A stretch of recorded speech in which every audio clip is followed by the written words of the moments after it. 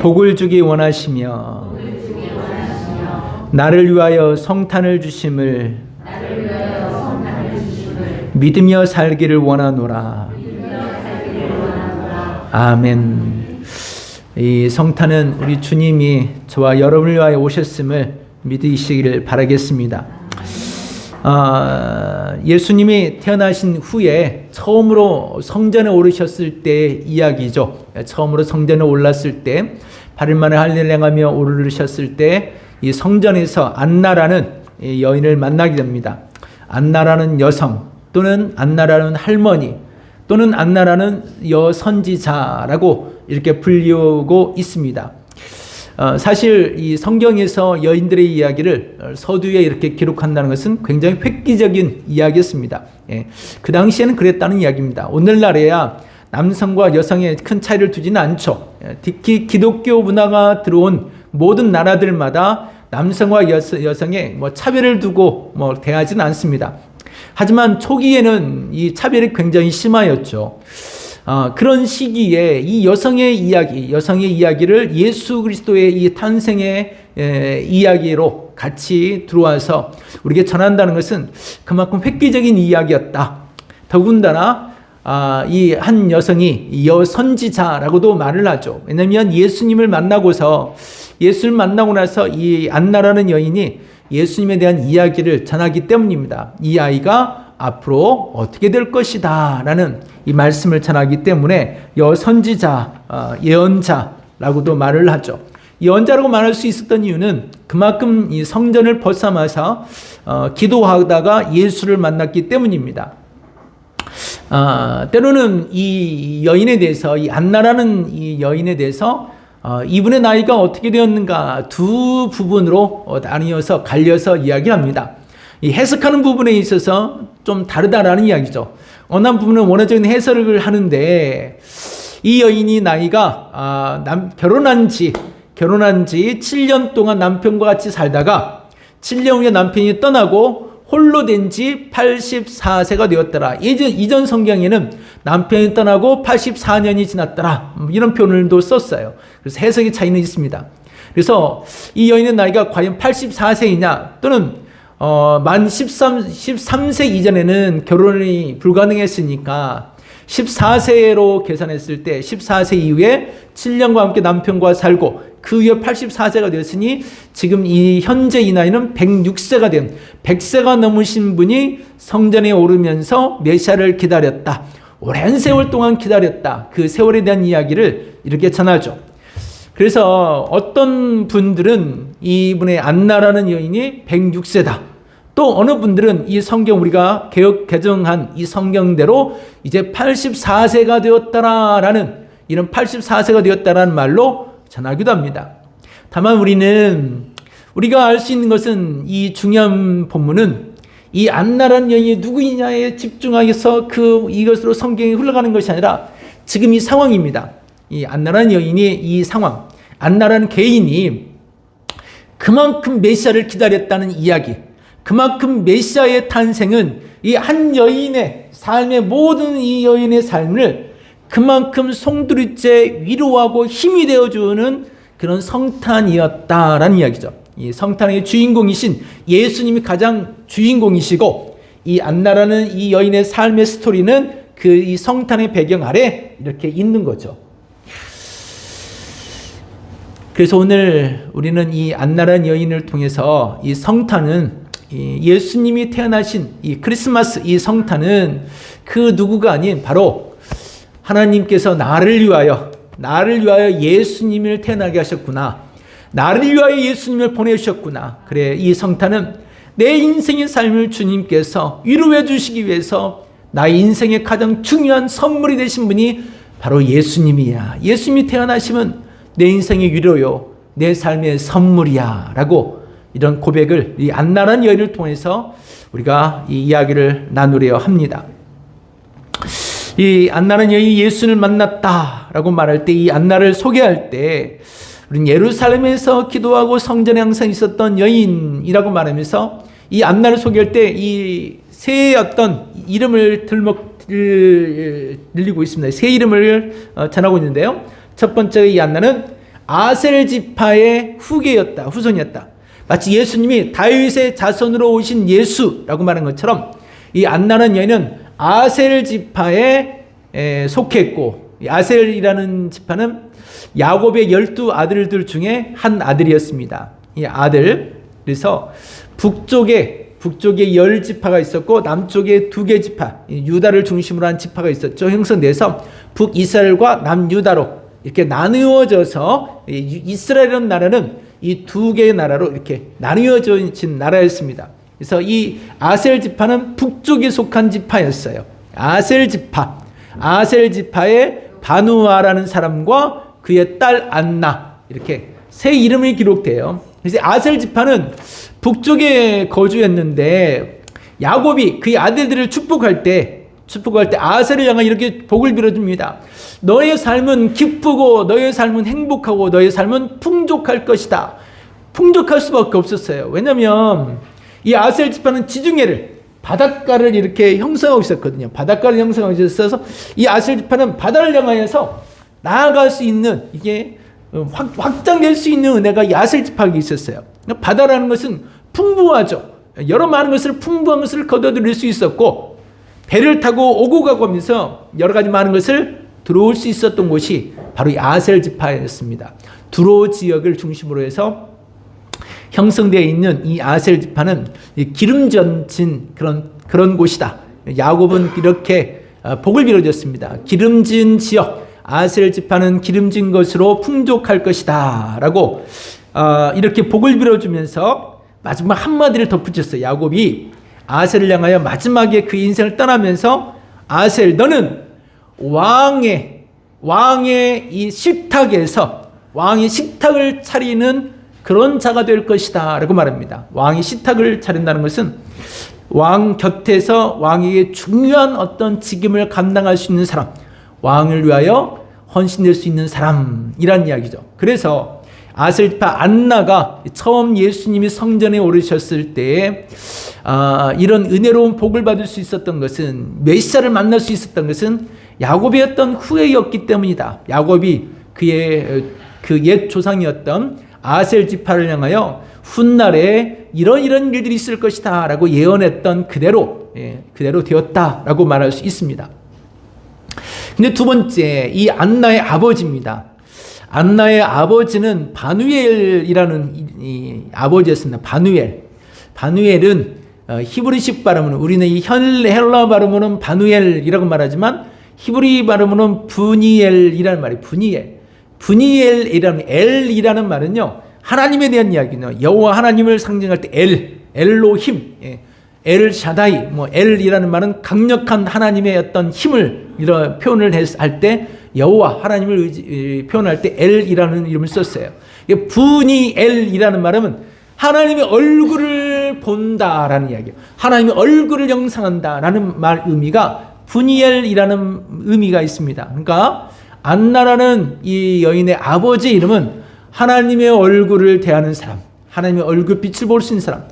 하나님의 얼굴 하면 우리가 민수기 6장의 이야기를 들을 수 있습니다. 민수기는 구약 성경에서 가장 중요한 어떤 축복의 메시지로 등장하는 구절이 바로 민수기 6장 23절 27절까지 말씀인데, 그의 제사장들은 내 마음은 이런 마음이야, 내 백성들을 향한 내 마음은 이런 마음이야. 이 마음을 그 백성들에게 끊임없이 이야기해줘.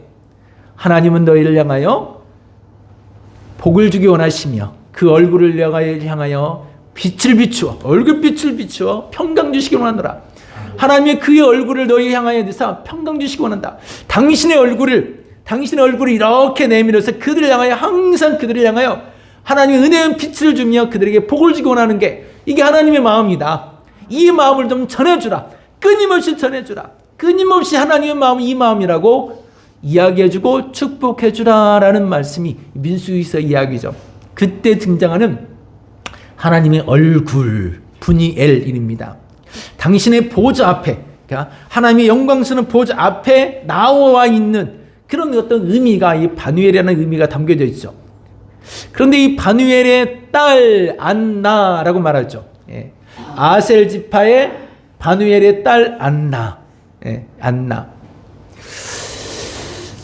이 안나라는 이름은 헬라식 이름으로 우리가 안나라고 이름을 부르지만 이 히브리식 발음으로 말하면 한나라는 이름이 되게 됩니다. 한나. 한나라는 이름은 구약 성경에서도 등장합니다. 아주 중요한 여인으로 등장하는데요.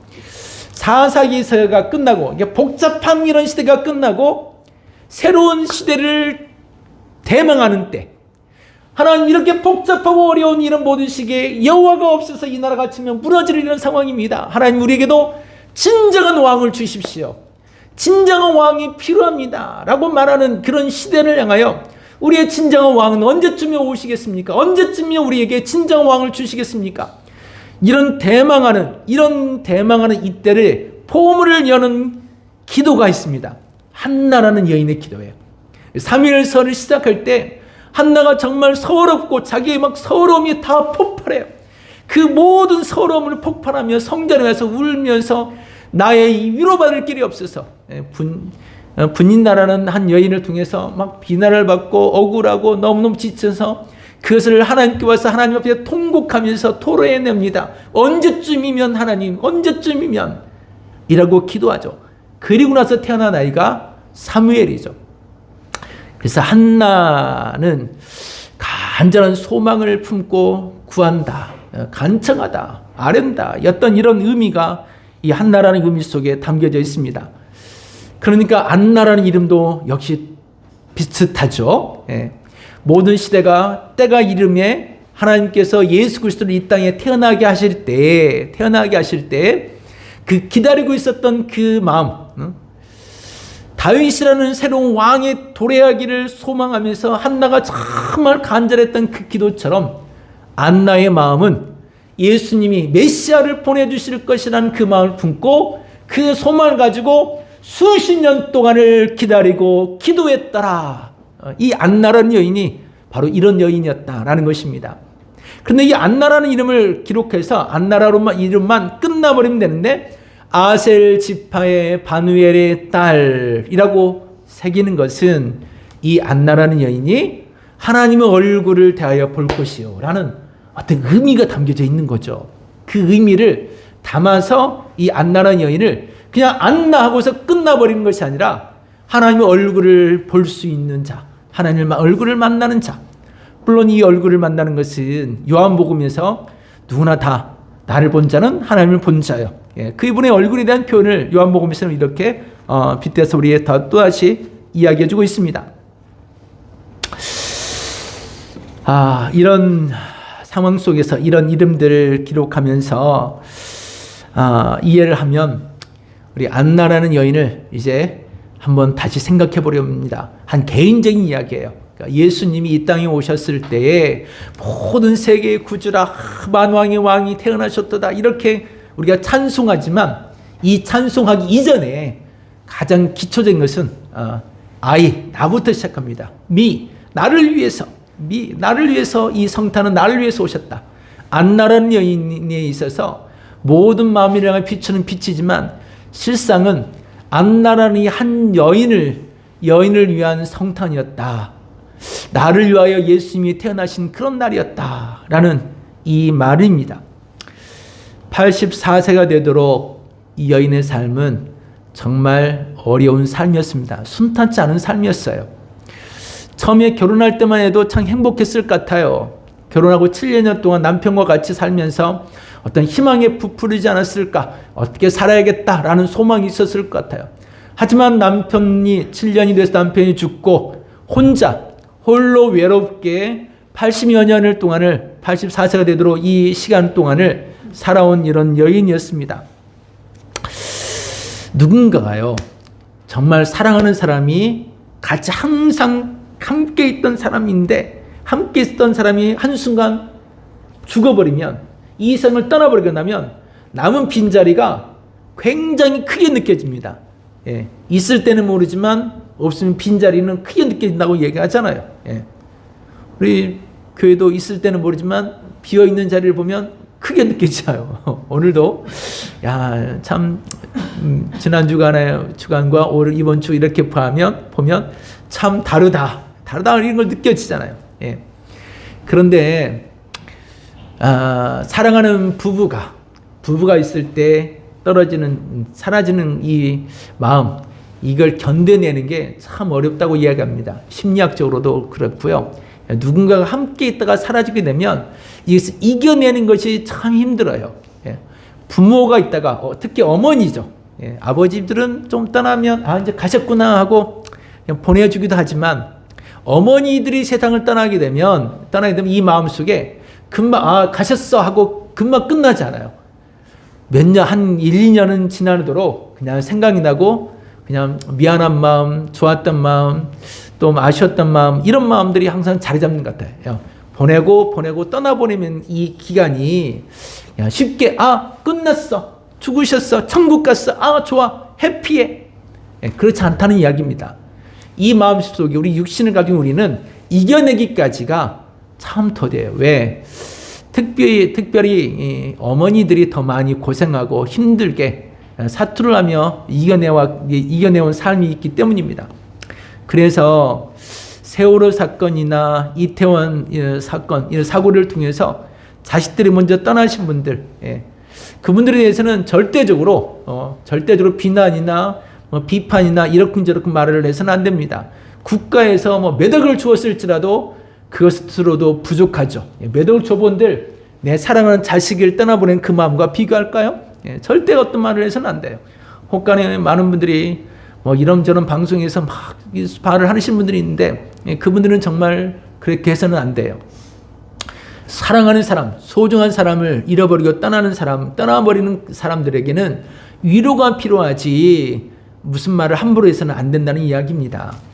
이 안나라는 여인이 외롭게 홀로 사투를 하듯이 참 긴 세월을 살아왔어요. 80여 년의 긴 세월을 얼마나 힘들게 살았을까? 얼마나 힘들게 살았을까? 왜 성전에 올 수밖에 없었는가 하면 누구한테 위로받겠어요? 어디 가서 자기의 서러움을 토해낼 수 있겠어요? 자기의 슬픔과 자기의 괴로움, 홀로 된 이 아픔을 어디 가서 누구에게 말할 수 있겠냐고요. 사람들은 항상 바라보는 시견이 저 사람 이렇다더라. 말하지 않아도 그런 것처럼 쳐다보면서 말하는 것처럼 보여져요. 그러니까 그 사람들을 좀 멀리하면서 외롭게 이렇게 갈 수밖에 없는 거예요. 그래서 성전을 벌sam할 수밖에 없는 것이죠. 너무 슬프고 너무 어렵고 너무 힘드니까요. 너무너무 힘들었던 그런 분들의 이야기를 우리는 잘 알고 있습니다. 진정한 위로가 필요했던 많은 이들에게 정말 위로가 되어졌던 그런 노래가 있습니다. 우리나라 많은 사람들에게 진짜 위로가 되어진 노래죠. 이 이사야 선지자의 성경 구절을 그대로 가지고 와서 노래를 불렀죠. 이 윤학이 목사님이 부르기를 여러분이라는 제목으로 여러분이요. 내가 만약 외로울 때, 내가 만약 정말 지쳤을 때, 내가 만약 정말 두려워 있을 때 누가 나를 위로해 줄 수 있느냐? 누가 나를 위로해 줄 수 있느냐? 이 노래를 부르면서 정말 많은 사람, 외로운 사람들이 눈물을 흘리면서 이 노래를 참 많이 불렀습니다. 진정한 위로자는 예수밖에 없음을 이 찬송에서, 이 노래에서도 고백하고 있죠. 주님이 그가 나와 함께 해줄 것이라는 이 약속이 많습니다. 정말 위로가 필요한 사람들에게 예수님이 그 위로가 되셨어요. 옛 과거에 우리 나라만 보더라도 그렇습니다. 너무너무 가난해서 이 자식들을 길러낼 용기가 없고 이 자식들을 길러낼 돈이 없어서 쩔쩔매면서 많은 화살과 비난을 받으면서도 이 자식들은 먹여 살려야겠고 이 서러운 마음, 이 안타까운 마음을 가지고 성전에 올라서 펑펑 울었던 많은 분들이 있습니다. 펑펑 울었던 분들, 그분들의 뭐가 필요하겠어요? 돈보다도 위로가 필요했어요. 위로가. 그래서 예수를 마음속에 구주로 영접하는 많은 사람들이 이곳 성전에 이르러서 이곳에서 주 예수의 이름으로 위로를 받았어요. 그의 위로를 받으면서 또 용기를 내고 성전에 올라서 또 위로를 받으면서 또 용기를 내고 살아온 날들 동안에 그 서러운 날들을 주 앞에서 위로를 받고 살아가는 날 동안에 힘든 일 사투하면서 살아갈 힘을 얻고 앞으로 살아갈 인생길을 바라보면서 담대함을 갖는 그런 마음을 이곳 성전에 와서 얻었어요. 그래서 이 예수님의 이 성탄은 많은 이들에게 위로가 되었습니다. 성전에 오르는 모든 자들에게 위로가 되었어요. 우리에게도, 나에게도 마찬가지예요. 나에게도 이 성탄은, 예수님이라는 분은 내 인생에도 위로가 되시는 분이에요. 내가 살아온 날 동안에, 살아가고 있는 동안에도, 앞으로 살아갈 날 동안에도 예수님은 나를 위로해 주신 분이에요. 나를 위로해 주시는 분. 예. 한번 따라해 볼까요? 이렇게 가슴에 이렇게 손을 이렇게 얹고 이렇게 손을 이렇게 한 손을 쓰다듬으면서, 그래 충태야 잘하고 있어. 여러분 이름을 내는 거예요. 저만 하는 게 여러분 나를 향하여. 그래 잘하고 있어. 그래 힘내. 애쓰고 있어. 그래 내가 너를 잘 알고 있어. 예. 어느 연예인들은 이렇게 하신다고 하더라고요. 자기 자신을 이렇게 쓰다듬으면서 자기를 위로한다고 그래요. 자기를 위로해. 예. 우리에게도 위로가 필요해요. 나에게도, 나 자신에게도 위로가 필요하다는 것입니다. 예. 그래서 예수님은 내가 위로가 필요한 나에게, 내가 간직하고 있는, 내가 핸디캡을 가지고 있는 나의 스트레스에, 나의 괴로움에, 나의 슬픔에, 나의 안타까움을 위로해 줄 수 있는 분, 바로 예수님이에요. 이 우리를 위하여, 나를 위하여 예수님을 보내주셔서 하나님께서 그분의 크신 위로로 이렇게 우리를 감싸 안아 주십니다. 여러분의 서러움도, 여러분의 안타까움도, 여러분의 탄식도 감싸 안아 주시기 위하여 예수님이 이 땅에 오셨어요. 그게 성탄이에요. 그래, 이 성탄은 하나님이 나를 위로해 주시기 위하여 예수님을 보내주셨어. 이게 성탄이야. 성탄을 생각할 때마다 하나님이 나를 사랑하셔. 하나님이 나를 위로해 주고 계시지. 그래, 하나님 나를 위로해 주셔. 그래, 내가 더 열심히 살아볼 이유가 있어. 내가 살아갈 용기가 있어. 그러기에 이 성탄은 우리에게 가장 소중한 선물입니다. 나에게 있어서 가장 소중한 선물은 바로 곧 예수님. 그래, 예수님이 내게 오신 것, 내가 예수를 믿는 것, 이것만큼 확실한 선물은 없어. 세상에 여러 많은 선물이 있어도요, 그 많은 선물보다 가장 고귀한 선물은 예수님이에요. 그분이 내 안에 들어오셔서 나를 위해 주시고, 그분의 말씀을 읽을 때 내가 힘이 생기기 때문이죠. 나에게 가장 소중한 선물, 예수 그리스도. 성전에서 안나는 예수님을 그렇게 만날 수 있게 되었습니다. 우리는 이 안나 이야기는 구약성의 사무엘서의 한나 이야기와 같이 겹쳐져 있기에 한나 이야기를 우리가 잊을 수는 없습니다. 이 한나가 자기의 서러움을 위로받을 길 없어서 성전에 이르러서 하나님을 향하여 펑펑 울면서 기도하죠. 매일같이 성전에 올라서 하나님이여 나를 좀 봐주십시오. 하나님이여 나 좀 살펴봐 주세요. 내 인생 좀 살펴봐 주세요. 하나님 하며 부르짖죠. 그리고 나는 아들도 하나님께 드려버릴 만큼 한나는 그만큼 그의 마음에 소중했다라는 것입니다. 그 애절한 마음을 담아서 이곳 성전에 이르러서 성전을 가까이 하며 성전에서 하나님을 만나게 되죠. 그분의 얼굴빛을 보게 됩니다. 안나가 그렇게 메시아가 오리라. 언제일지 모르지만 끊임없이 성전에 이르면서 메시아가 오게 되면 뭐가 달라지는데요? 이 누가복음서를 쭉 읽다 보면 예수님께서 오심으로 가장 중요한 이유는요, 위로였어요. 위로. 들녘에 있는 많은 목동들의 이야기도 마찬가지였습니다. 그들도 외롭게 한적한 들 밖에, 그들이 머물러야 될 공동체인 집 안에 있지 않냐고, 모두가 다 있어야 될 그 공동체 안에 있지 않고 그들만의 뚝 떨어져 있는 들녘에 있다는 것은 그들의 공동체 밖에 있다는 이야기잖아요. 그들에게도 위로가 필요한 거예요. 외롭고 지치고 힘든 많은 이들은 어떤 무리들 틈 속에 들어가지 못하고 끼어들어가지 못하고 밖에 있다는 의미거든요. 바로 그러한 소외되고 힘들고 지친 자들을 찾아오신 분이 바로 예수입니다. 성탄이 그렇게 오셨고, 누가복음의 많은 내용들이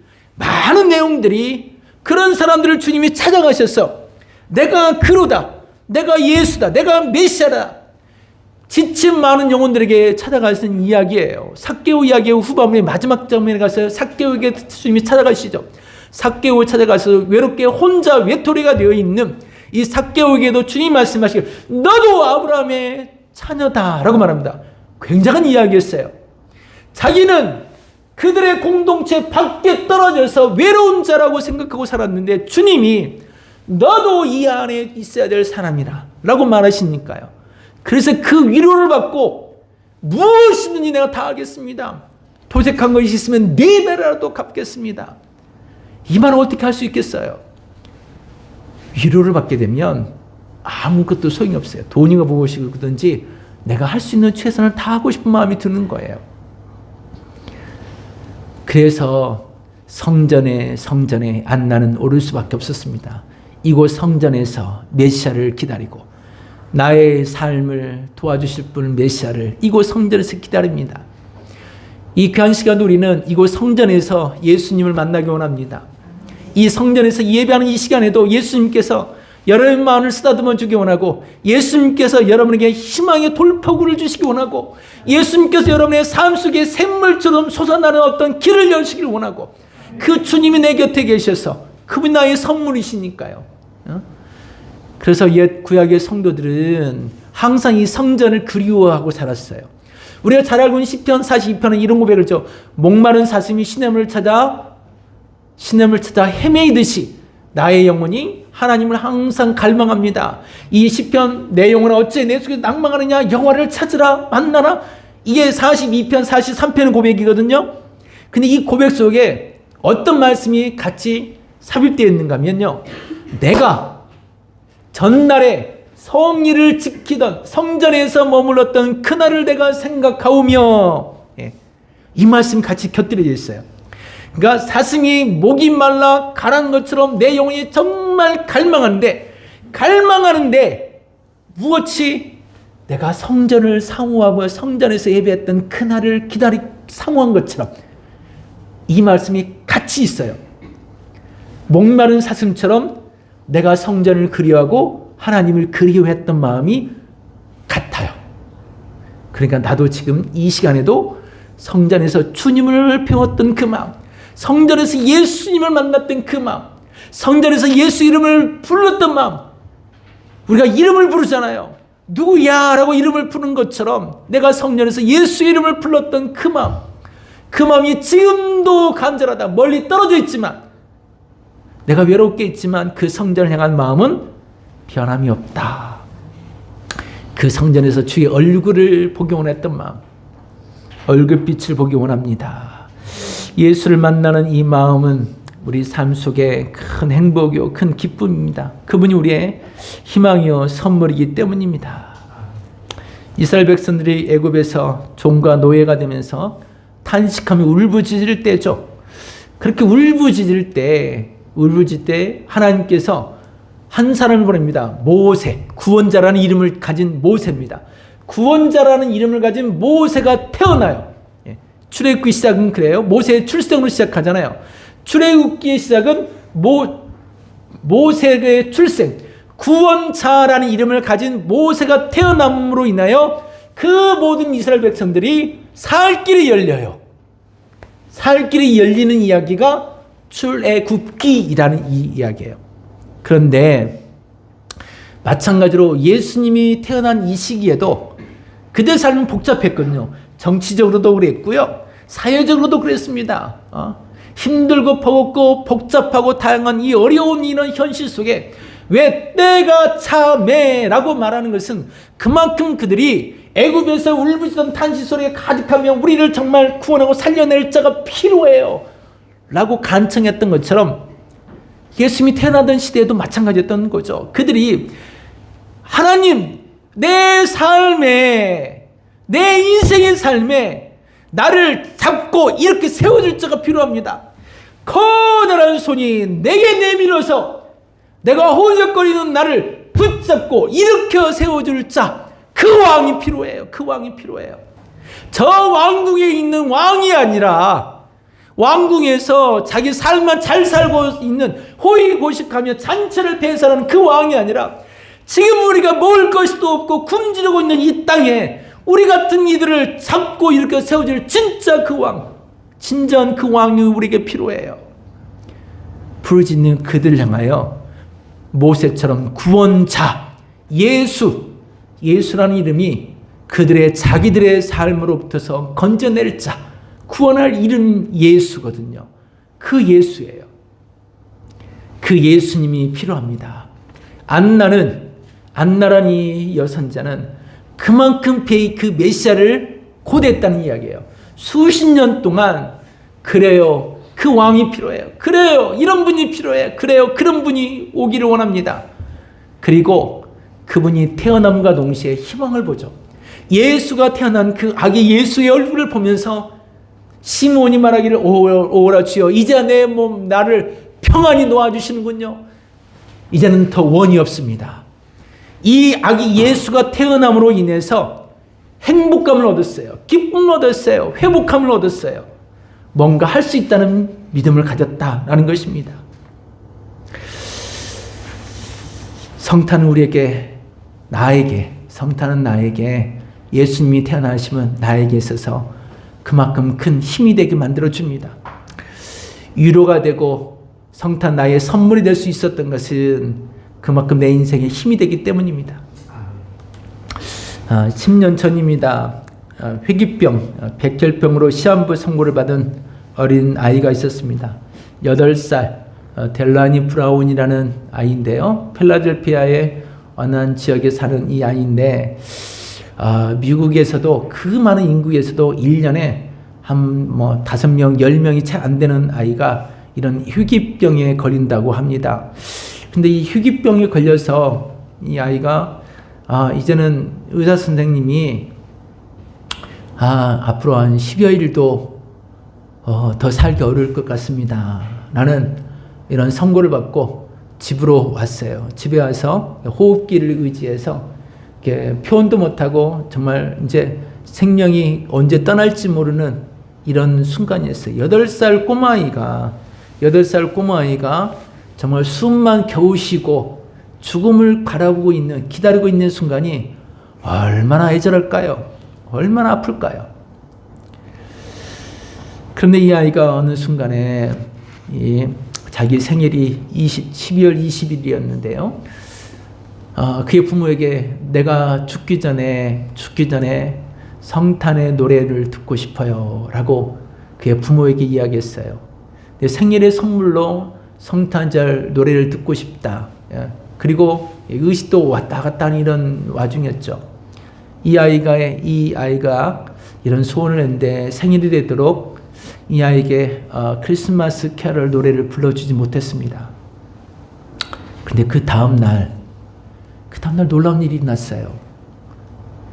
이 아이가 호흡기에서 겨우 숨을 쉬고 있는데 의식도 제대로 있지 않은 이 아이를 위해서 문 밖에, 집 문 앞에 많은 사람들이 모이기 시작했습니다.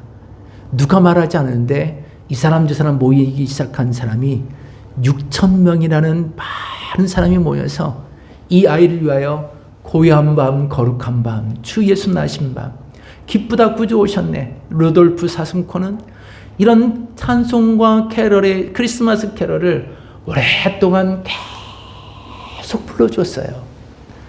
그 많은 사람들이 부르는 그 소리에 이 아이가 마지막 이런 멘트를 남겼어요. 노래가 들려요. 고맙습니다. 노래가 들려요. 고맙습니다. 마치 이 아이가 희귀병에 걸려 사투를 하며 힘들게 살아온 그 짧은 그 인생의 순간에 어려운 모든 것들을 마치 이렇게 포근하게 품어주는 것 같은 그 마음을 느꼈어요.